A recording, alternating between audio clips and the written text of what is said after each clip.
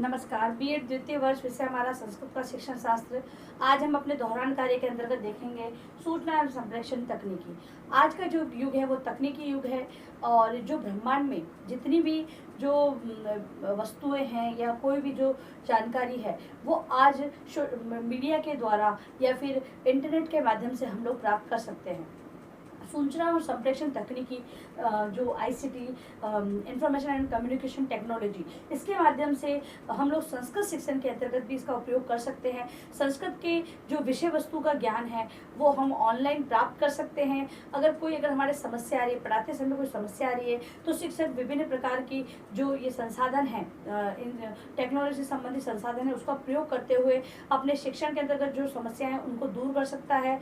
अपने शिक्षण को प्रभावी बनाने के लिए भी इन तकनीकों का प्रयोग कर सकता है। शिक्षण के अंतर्गत जो शिक्षण कार्य है उसको रुचिकर और प्रभावी बनाने के लिए विभिन्न प्रकार की विषय वस्तु का संग्रहण करने के लिए भी इस तकनीक का प्रयोग कर सकता है। हम लोग ये देखते हैं कि हम लोग कहीं भी बैठे हों, किसी भी प्रकार की जो जानकारी हमें चाहिए वो हम लोग इस तकनीकी के माध्यम से प्राप्त कर सकते हैं। इसके अलावा हम लोग जो विषय वस्तु है, जैसे कि कहीं और किस प्रकार पढ़ाया जा रहा है, या फिर ये कहें हम लोग कि संपूर्ण मतलब कि जहाँ पर संस्कृत शिक्षण का जो कार्य है हो रहा है उसके अंतर्गत एक रूपता लाने के लिए भी हम लोग इस टेक्नोलॉजी का प्रयोग कर सकते हैं। तो इस प्रकार से हम लोग देखते हैं कि विभिन्न प्रकार से हम लोग संस्कृत शिक्षण में इन टेक्नोलॉजी का प्रयोग कर सकते हैं। आइए हम इसके अर्थ और परिभाषा को जानते हैं। तो अर्थ है स्वयं के भावों विचारों, स्वयं के भावों विचारों, संदेशों एवं सूचनाओं, संदेशों एवं सूचनाओं आदि का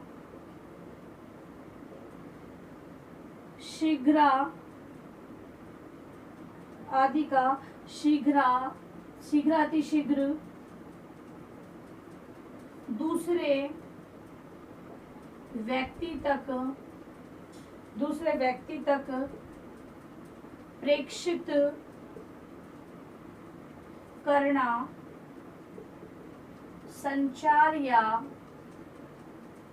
संप्रेषण कहलाता है।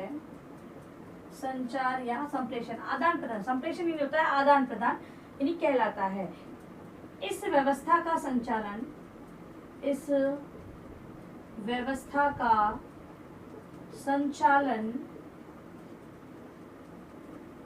करना सूचना एवं संप्रेषण तकनीकी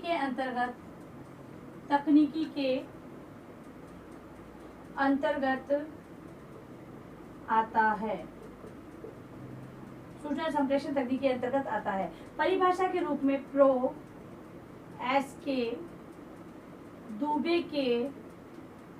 प्रोफेसर एस के दुबे के अनुसार सूचना एवं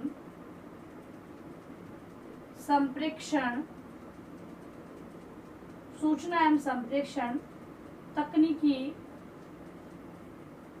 का आशय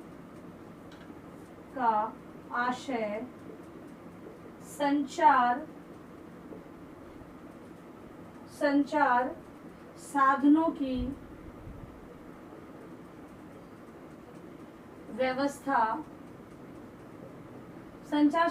व्यवस्था के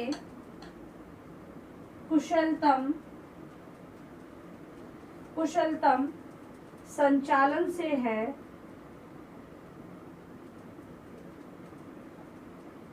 जो सूचनाओं को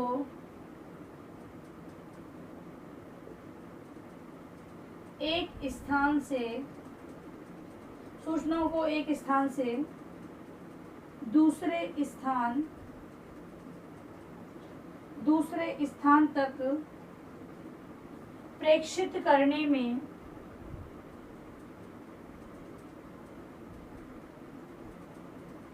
सहायता करती है। देखिए, प्रो एस के दुबे के अनुसार अगर हम बात करते हैं तो सूचना एवं संप्रेषण तकनीकी का आशय है संचार साधनों की व्यवस्था के कुशलतम संचालन से जो सूचनाओं को एक स्थान से दूसरे स्थान तक प्रेषित करती है। मतलब कि अगर इन सूचनाओं को सही तरीके से व्यवस्थित रूप में नहीं पहुंचाया जाएगा तब तक हम इन सूचनाओं का प्रयोग नहीं कर सकते हैं। तो ऐसी व्यवस्था जो इन सूचनाओं को एक कुशलतम प्रयोग करते हुए एक स्थान से दूसरे स्थान तक पहुंचाए उसे ही क्या कहते हैं, सूचना और संप्रेषण तकनीकी कहते हैं। पूरी व्यवस्था उसके अंतर्गत आती है। एक परिभाषा अब इसकी जो आवश्यकता है उसके बारे में हम लोग चर्चा करेंगे। सूचना और संप्रेषण तकनीकी की आवश्यकताएं। तो वर्तमान युग जो तकनीकी युग है इसके अंतर्गत सूचना और संप्रेषण तकनीकी की बहुत सारी आवश्यकता है। उसके अंतर्गत कुछ एक आवश्यकता हम लोग देखेंगे।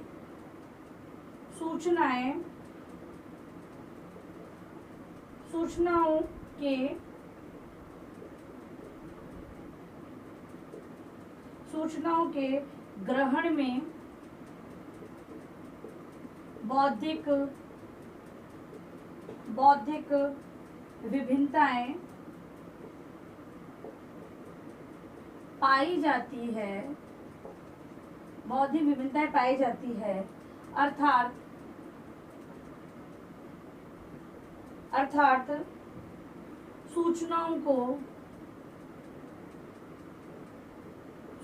को व्यक्ति अपनी शैक्षिक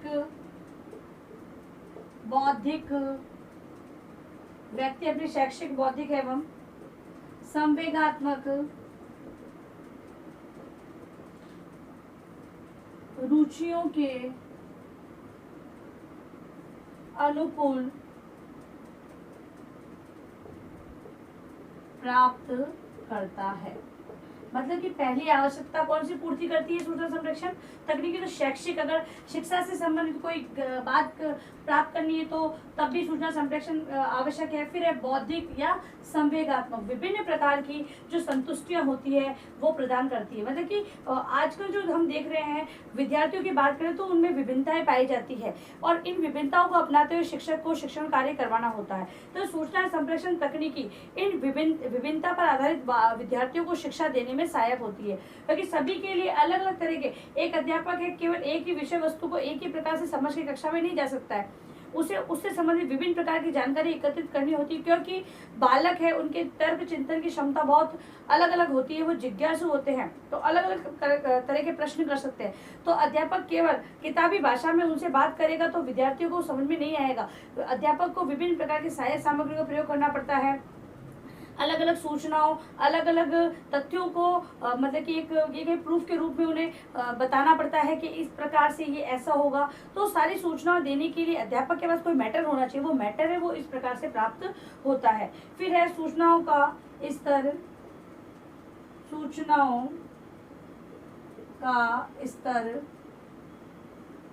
ग्रहणशीलता योग्य हो,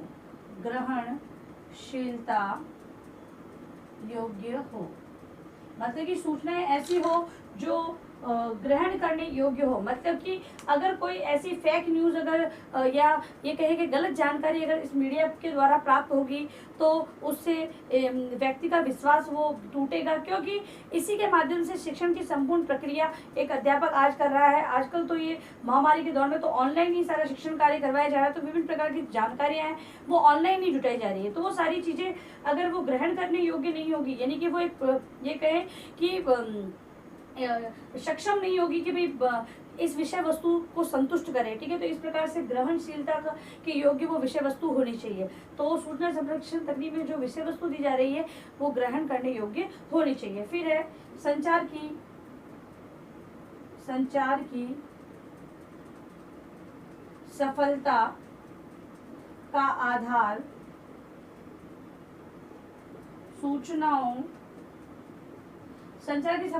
सूचनाओं का नियमित मूल्यांकन।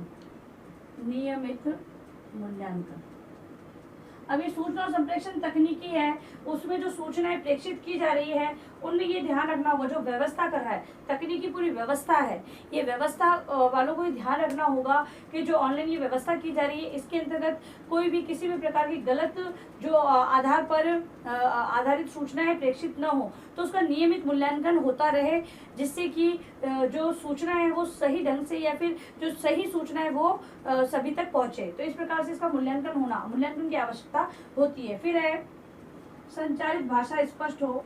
संचारित भाषा, तो संचारित भाषा है वो स्पष्ट होनी चाहिए। स्पष्टता नहीं होगी, सरल नहीं होगी, बोधगम्य नहीं होगी, तो वो जानकारी है वो किसी भी प्रकार की हो, किसी के काम की नहीं होगी। तो जो जानकारी दी जा रही है उसकी संचारण की जो भाषा है वो बोधगम्य, सरल, सुगम्य होनी चाहिए। ठीक है। फिर है भ्रांतियों रहित।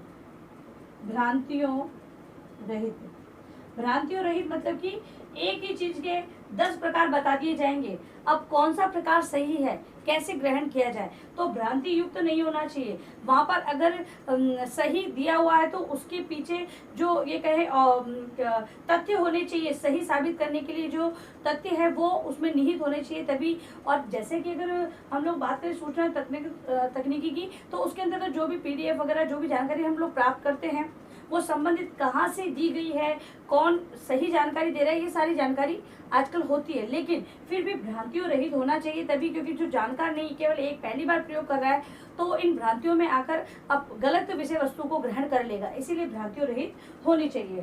फिर है जो सामग्री प्रेषित की जा रही है वो समाज और मान्यताओं के अनुरूप हो। समाज एवं मान्यताओं के अनुरूप हो। अगली आवश्यकता ये बताई गई है कि जो सामग्री प्रेषित की जा रही है इन तकनीकी संसाधनों के माध्यम से, तो वो समाज और उसकी मान्यता, समाज जिनको मानता है, क्योंकि समाज, विद्यार्थी वो समाज का अंग है, शिक्षक है वो भी समाज से जुड़ा हुआ है। तो अब अगर ऐसी जो समाज के खिलाफ जाकर या समाज के विपरीत जाकर ऐसी जो विशेष सामग्री को प्रस्तुत किया जाएगा, उदाहरण के लिए हम लोग लेंगे कि धर्म से संबंधित अगर किसी धर्म का विरोध करते हुए किसी विशेष सामग्री को प्रस्तुत किया जाएगा, तो वो सामग्री है वो ग्रहण नहीं की जाएगी, और ना ही उससे संबंधित उस पर जो विषय वस्तु होगी, अन्य विषय वस्तु को भी कोई पढ़ना नहीं चाहेगा। तो वो किसी समाज या मान्यताओं के का विरोध करते हो ऐसी सामग्री का प्रेषण नहीं किया जाना चाहिए। फिर है संचारकर्ता,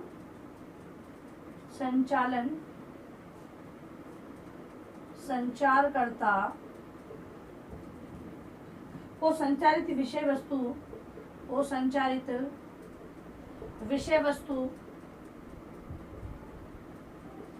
वस्तु अनुकूल वातावरण तैयार करना चाहिए। मतलब कि जो संचार कर रहा है, जो भेज रहा है, जो जानकारियों की व्यवस्था कर रहा है, उसे विषय वस्तु के अनुकूल ही वातावरण का सृजन करना चाहिए। अगर विषय वस्तु वातावरण के अनुकूल नहीं होगी तब तक कोई भी उसे ग्रहण नहीं कर सकता है। इसीलिए आवश्यकता है कि विषय वस्तु को अनुकूल वातावरण के हिसाब से रखा जाए। फिर है संप्रेषण की उपयुक्तता, मतलब कि जो संप्रेषण किया जा रहा है वो उपयुक्त होना चाहिए। मतलब कि अब कोई भी विषय वस्तु अगर दी जा रही है वो उसको सही समय पे हम लोग प्राप्त नहीं कर पा रहे, या फिर जो दी जा रही है वो कोई चीज ऐसी होती है, जो सामग्री होती है वो ब्लर होती है, या फिर कहीं पर जो भाषा संबंधित जो अशुद्धता है वो होती है, तब भी क्या होता है, संप्रेषण का जो आदान प्रदान करने का जो माध्यम है वो उपयुक्त नहीं होता है, उस कारण से वो विषय वस्तु को ग्रहण नहीं किया जा सकता है। तो इस प्रकार से सूचना संप्रेषण तकनीक के अंतर्गत ये आवश्यकताओं को ध्यान में रखकर ही जो संप्रेषण किया जाना चाहिए। तो आइए अब लिखिए गृह कार्य प्रश्न। जो हमने दौरान कार्य आज किया है उसी को आप गृह कार्य के रूप में करके लाएंगे। लिखिए प्रश्न आपका, सूचना एवं संप्रेषण तकनीकी का अर्थ एवं परिभाषा को बताते हुए इसकी शैक्षिक आवश्यकताओं को स्पष्ट करें। ठीक है, अब जो आवश्यकता मैंने बताई थी वो शिक्षा पर आधारित थी, शिक्षण कार्य से आधारित थी, तो इसको आपको अपनी उत्तर पुस्तिका में लिखना है। और अंत में इस महामारी के दौर में कम से कम ये आवश्यक कार्य होने पर आप लोग घर से बाहर निकलें। बाहर निकलते तो 3 बातों का विशेष ध्यान रखें, मास्क लगाएं, सोशल डिस्टेंस बनाएं और हाथों को बार बार सैनिटाइज करते रहें। सुरक्षित रहे, सभी का ध्यान रखें। धन्यवाद।